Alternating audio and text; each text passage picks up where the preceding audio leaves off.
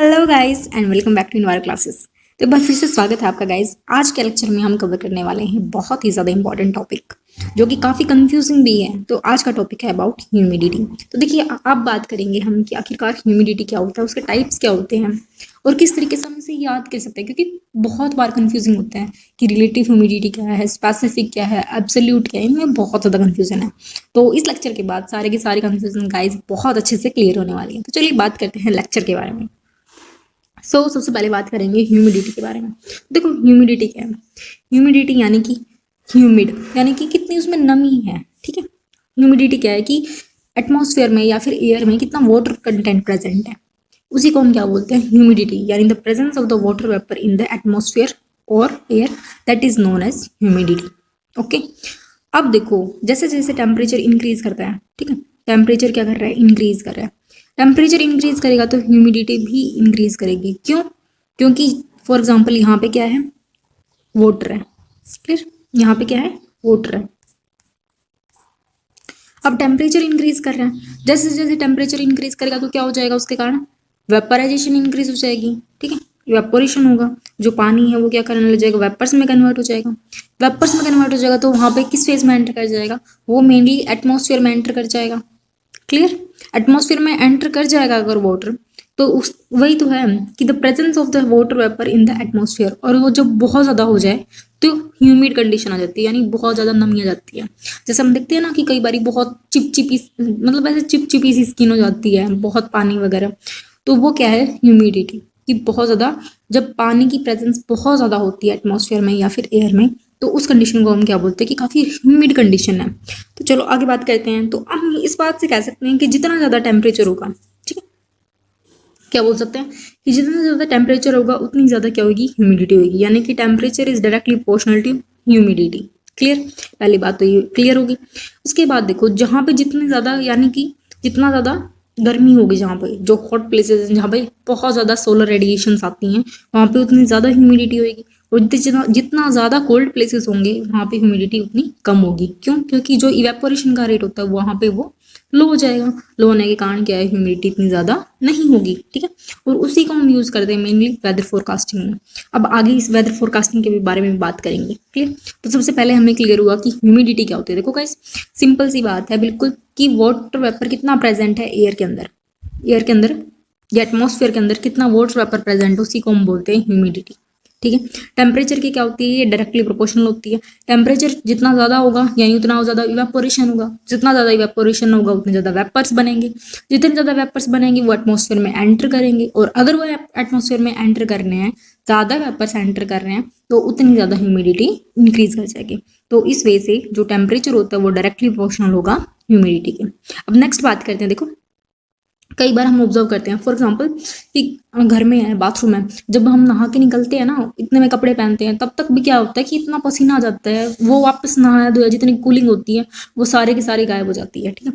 तो वो किसके कारण होता है, वो भी ह्यूमिडिटी के कारण होता है। क्यों? क्योंकि ऑलमोस्ट जो बाथरूम होते हैं क्या होते हैं, क्लोज होते हैं। वहाँ पे क्या होता है कि वाटर तो हमेशा लगभग प्रेजेंट रहता है, क्योंकि वहीं पे कपड़े धोते हैं, वहीं पे नहाने का होता है, तो वाटर का एक बहुत अच्छा सोर्स है, बहुत ज़्यादा पानी है। अब वहाँ पे क्या है कि क्लोज्ड है, क्लोज्ड होने के कारण जैसे ही टेम्परेचर थोड़ा सा इंक्रीज करेगा तो वेपर्स बन जाएंगे।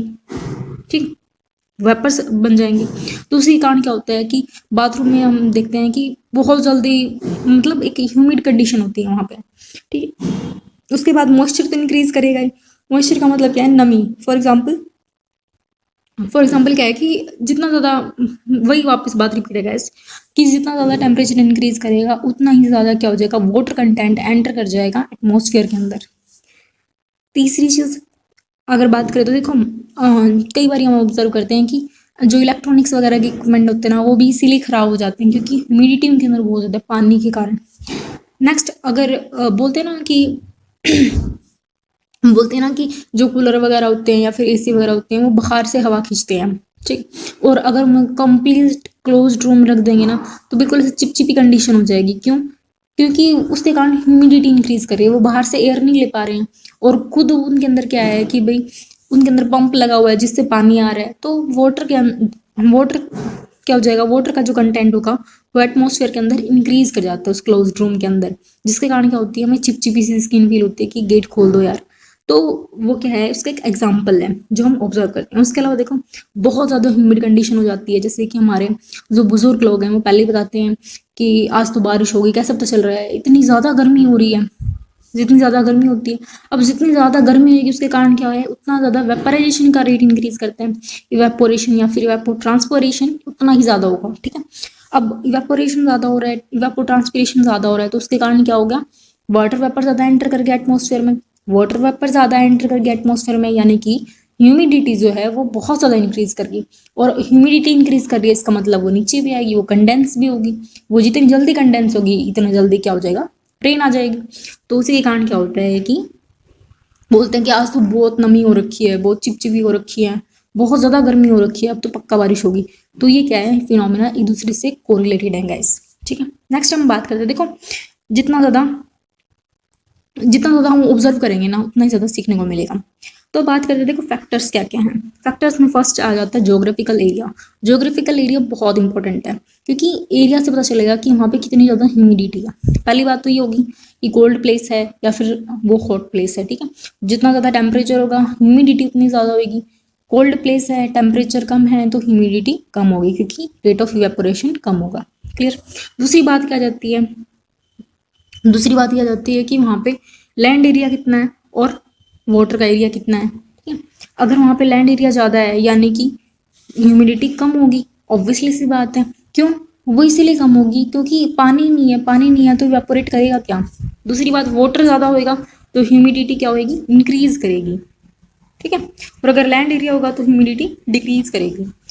वाटर ज़्यादा होगा तो उसके कारण क्या होगा, वो इवेपोरेट होगा, एंटर करेगा, ह्यूमिडिटी इंक्रीज। सो जो ज्योग्राफिकल एरिया है उसके अकॉर्डिंग क्या है कि अगर लैंड एरिया है तो ह्यूमिडिटी डिक्रीज करेगी, वाटर एरिया है तो ह्यूमिडिटी इंक्रीज करेगी। नेक्स्ट देखो angle of the incidence. Angle of incidence पे भी बहुत ज़्यादा मैटर करते हैं। अगर हम बात करते हैं लैटिट्यूड वाइज, ठीक है, लैटिट्यूड वाइज बात करें कि आखिरकार लैटिट्यूड में क्या वेरिएशन आएगी, तो जैसे जैसे लैटिट्यूड इंक्रीज करता है हमारी ह्यूमिडिटी क्या करेगी, डिक्रीज करेगी। और अगर हम बात करते हैं एल्टीट्यूड की, जैसे जैसे हम ऊपर जाएंगे तो क्या होगा, उसके कारण जैसे जैसे ऊपर जाएंगे तो वहाँ पे वाटर वेपर कम प्रेजेंट होंगे, ठीक है, क्योंकि मैक्सिमम 80% जो मास होता है वो हमारी अर्थ की ट्रोपोस्फेयर के ऊपर प्रेजेंट है। तो उसके कारण क्या होगा कि जैसे जैसे हम ऊपर जाएंगे तो वाटर वेपर का कंटेंट डिक्रीज करेगा, तो ह्यूमिडिटी क्या करेगी, डिक्रीज करेगी। क्लियर। नेक्स्ट बात करते हैं ग्रीनरी की, यानी कि जितना ज़्यादा फॉरेस्ट का एरिया होगा उतनी ज़्यादा ह्यूमिडिटी इंक्रीज करेगी। बोलते हैं ना पेड़ लगाने चाहिए ताकि जल्दी से जल्दी मतलब बारिश आ जाए, या फिर ये बोल सकते हैं कि जो क्लाइमेटिक कंडीशन है वो मेंटेन रहे। तो ग्रीनरी भी बहुत ज़्यादा इंपॉर्टेंट है, ठीक है। तो लैंड और वाटर एरिया के बारे में पता चलेगा कि लैंड एरिया जितना ज़्यादा होगा उतनी ह्यूमिडिटी डिक्रीज करेगी, और वाटर एरिया जितना ज़्यादा होगा उतनी ह्यूमिडिटी इंक्रीज करेगी। अब देखो next term the types of humidity, बहुत इंपॉर्टेंट है, बहुत ही कंफ्यूजिंग है बट बहुत ही इजी भी है। तो देखो अभी सबसे पहले बात करते हैं रिलेटिव ह्यूमिडिटी के बारे में। रिलेटिव ह्यूमिडिटी गाइस मतलब इतना आसान है, बस इतना कंफ्यूजन बना दिया इन चीज़ों को। तो सबसे पहले बात देखो, एक क्यूब अगर हम एज्यूम करें, ठीक है, मैं एक क्यूब एज्यूम कर रही हूँ और उसमें एयर फील्ड है, ठीक है, एक क्यूब है जिसमें कंप्लीटली एयर फील्ड है। तो अब मैं क्या बोल रही हूँ कि अगर मैं इस पूरी क्यूब को कंसिडर करूँ, इसके अंदर क्या है, एयर प्रेजेंट है, एयर प्रेजेंट है यानी उसमें थोड़ा थोड़ा वाटर भी प्रेजेंट होगा। क्लियर, उसमें वाटर भी प्रेजेंट होगा। अब मैं क्या करना, मुझे क्या करना है, अब मुझे ऑब्जर्व करना है सिर्फ। अगर मुझे सबसे पहले एब्सोल्यूट ह्यूमिडिटी निकालनी है तो मैं वाटर का जो मास है वो कैलकुलेट करूंगी, ठीक है, वाटर का मास है वो निकालूंगी और टोटल वॉल्यूम ऑफ एयर उसमें कितनी प्रेजेंट है, ठीक है, वो निकालूंगी। टोटल वॉल्यूम ऑफ एयर में वाटर कंटेंट भी प्रेजेंट है और एयर भी प्रेजेंट है, ठीक है। अगर मैं मास ऑफ वाटर वेपर और वॉल्यूम ऑफ एयर को करती हूँ तो वो हो जाएगा एब्सोल्यूट ह्यूमिडिटी। क्लियर।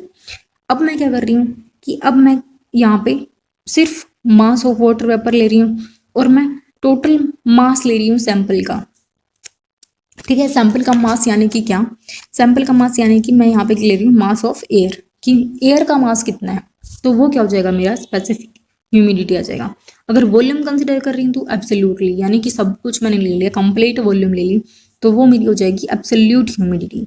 और अगर मैं सिर्फ मास ऑफ एयर ले रही हूँ कि एयर का मास कितना है, ठीक है, स्पेसिफिक क्या होता है कि मास ही लेना कंसिडर है मैं, mass of water vapour to the mass of air, that is known as specific humidity, ठीक है। और इसके अंदर भी क्या है, वाटर वेपर का कंटेंट प्रेजेंट है।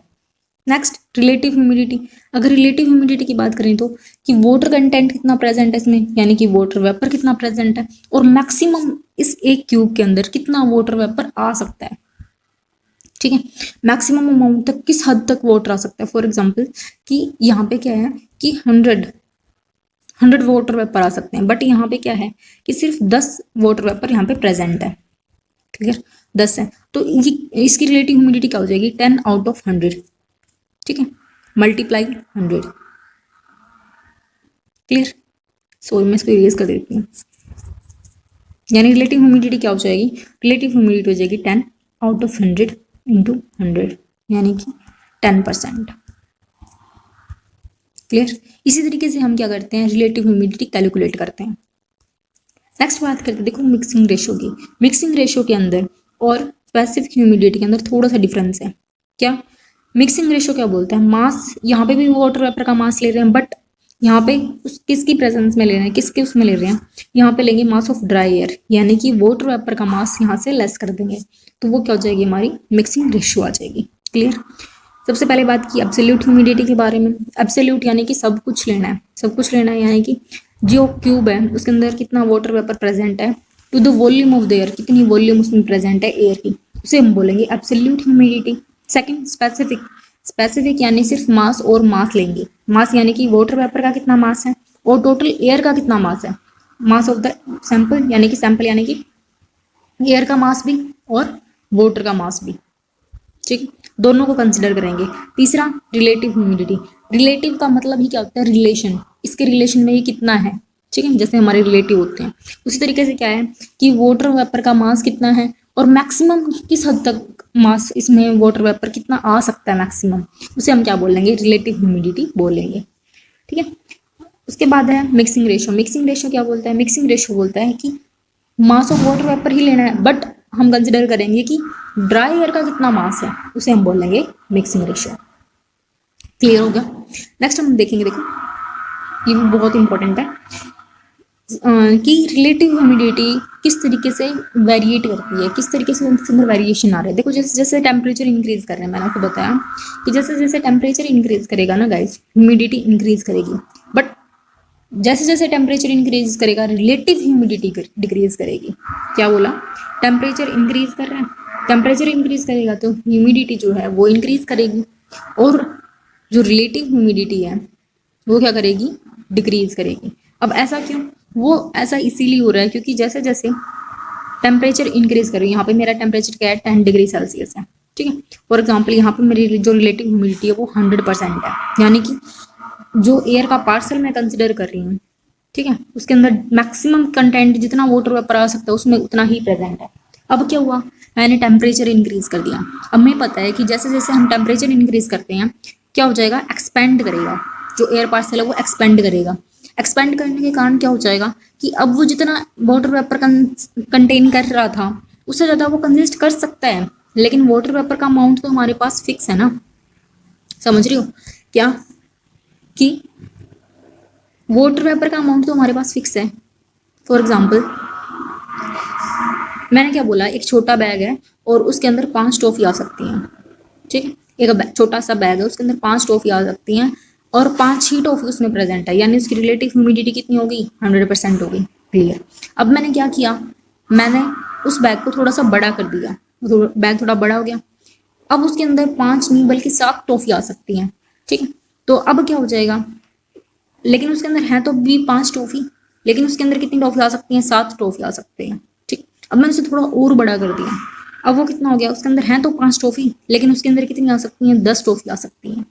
ठीक, तो इसके कारण क्या हो जाएगा, जो रिलेटिव ह्यूमिडिटी है वो डिक्रीज कर जाएगी। समझिए, जहाँ पे रिलेटिव ह्यूमिडिटी स्टार्टिंग में कितनी थी, 100% थी, ठीक है, वहाँ पे कितनी होगी, लास्ट में 50% होगी।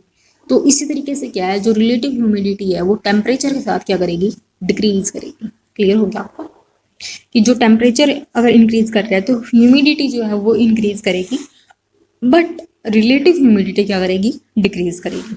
नेक्स्ट हम बात करते हैं एब्सोल्यूट और रिलेटिव ह्यूमिडिटी के बारे में। तो देखो बहुत इंपॉर्टेंट है, एब्सोल्यूट ह्यूमिडिटी के बारे में हमने कंसिडर किया कि आखिरकार एब्सोल्यूट ह्यूमिडिटी क्या है। एब्सोल्यूट यानी कि सब कुछ इंक्लूड करना, है ना। एब्सोल्यूट यानी कि सब कुछ इंक्लूड करना है, सब कुछ यानी कि मास ऑफ वाटर वेपर, कितना वाटर वेपर का उसमें मास प्रेजेंट है to the volume of the air, उसे हम क्या बोलेंगे, एब्सोल्यूट ह्यूमिडिटी। रिलेटिव यानी कि रिलेशन बताना है, ठीक, कि कितना उसमें मास ऑफ वाटर वेपर प्रेजेंट है और मैक्सिमम किस अमाउंट तक उसमें वाटर वेपर प्रेजेंट हो सकता है, that is called relative humidity. Definition से हमें क्लियर हो गया। दूसरा क्या है कि अगर इसकी यूनिट की बात की जाए तो वो क्या है, मास, यानी कि मास को किस में कंसिडर करते हैं, ग्राम में कंसिडर करते हैं, और वॉल्यूम को मीटर क्यूब में। तो इसकी यूनिट क्या हो जाएगी, इसकी यूनिट हो जाएगी ग्राम पर मीटर क्यूब। नेक्स्ट बात करें तो रिलेटिव ह्यूमिडिटी की, ऊपर भी मास है नीचे भी मास है, यानी कि ग्राम से ग्राम कैंसिल, तो इसकी क्या हो जाएगी, कोई यूनिट नहीं होगी। और इसको हम अभी भी मैंने आपको निकाला ना, 100% से 50% हो गया। तो रिलेटिव ह्यूमिडिटी को हम हमेशा क्या करते हैं, परसेंटेज में ही मेजर करते हैं। क्लियर। नेक्स्ट एब्सोल्यूट ह्यूमिडिटी क्या है, टेम्परेचर से इसे कोई फर्क नहीं पड़ता, बट रिलेटिव ह्यूमिडिटी क्या है, टेम्परेचर के ऊपर बहुत ज़्यादा डिपेंडेंट है। टेम्परेचर इंक्रीज करेगा तो रिलेटिव ह्यूमिडिटी डिक्रीज कर देगी। So if the temperature goes up, relative humidity goes down and vice versa. तो उम्मीद करती हूँ कि आपको ये लेक्चर समझ में आया होगा, काफ़ी सारे पॉइंट्स हैं गाइस वो क्लियर हो गए होंगे। तो अगर आपको लेक्चर रियलिटी में अच्छा लगा तो आप लाइक कर सकते हैं। इसके अलावा फिर से एक नए लेक्चर में मिलेंगे गाइस बहुत ही अच्छी इन्फॉर्मेशन के साथ, तब तक के लिए बने रहिए। थैंक यू, धन्यवाद।